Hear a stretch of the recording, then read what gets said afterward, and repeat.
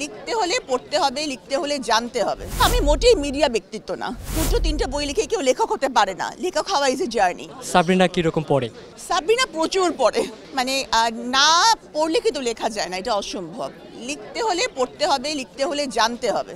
একটা সময় ছিল যখন আমার বাবা আমাকে ফেলুদা, সত্যজিৎ রায়ের ফেলুদা ছাড়া কিছুই পড়তে দিত না। হ্যাঁ, তারপর পরবর্তীতে হুমায়ুন আহমেদ, শীর্ষেন্দু উপন্যাসই পড়তে ভালো লাগে। যারা দর্শনার্থী আছে তারা ছবি ওঠার জন্য খুব ব্যতিব্যস্ত হয়ে থাকে, এই বিষয়টাকে আপনি কিভাবে দেখেন?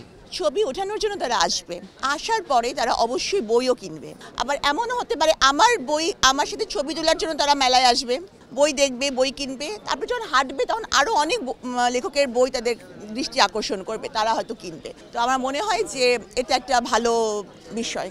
আমার লেখা আমি এবার এক্সপেক্ট করছি 3টা বই আসবে। তো প্রথম যেটা এসেছে সেটা হচ্ছে অবেলায় বেলা। এটা প্রকাশিত হয়েছে রয়্যাল পাবলিকেশন থেকে, পাওয়া যাবে 413, 414 নাম্বার স্টলে। এটি একটি গল্প গ্রন্থ, যেখানে 5টি গল্প, কিন্তু 4টিগুলো কাল্পনিক। আর আরেকটা বই শব্দশৈলী প্রকাশনা থেকে আসছে, পাওয়া যাবে 34 নম্বর প্যাভিলিয়নে। এটা হচ্ছে বন্দিনী 2য় খণ্ড। আর আহমেদ পাবলিকেশন থেকে বন্দিনী 1ম খণ্ড তো থাকছে। আরেকটা বই কিন্তু এখনো লেখা, মানে সব পুরা কাজ এডিটিং শেষ হয়নি। এটা হচ্ছে আসছে, দেখা যাক যদি শেষ করতে পারি তাহলে এটা মেলার শেষের দিকে আসবে।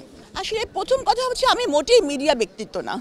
হ্যাঁ, কারণ হচ্ছে যে আমি কোনো মুভি করি না বা আমি ওরকম কিছু না। আমি আমার বই নিয়েই কিন্তু মিডিয়ার সামনে হাজির হয়েছি। প্রথম কারাগার থেকে বের হওয়ার পরে আমি যখন মিডিয়ার সামনে এসেছি তখন আমার কিন্তু প্রথমেই ছিল বন্দিনী 1ম খণ্ড।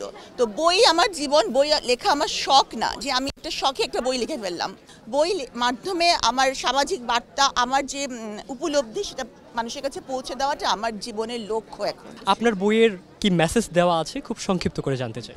প্রথম কথা বলি যে একটা বই বা দুটো তিনটা বই লিখে কেউ লেখক হতে পারে না। লেখক হওয়া ইজ এ জার্নি, ঠিক আছে? আর আরেকটি ব্যাপার হচ্ছে যে আমি মনে করি যে আমার বইটা, যেটা আমি বললাম যে অবেলায় বেলা, গল্পগুলো এতটাই জীবন ঘনিষ্ঠ যে প্রত্যেকটা পাঠকের মনে হবে যেটা আমার ঘটনা। সাবরিনা কীভাবে জানলো আমার ঘটনা, এতটাই জীবন ঘনিষ্ঠ।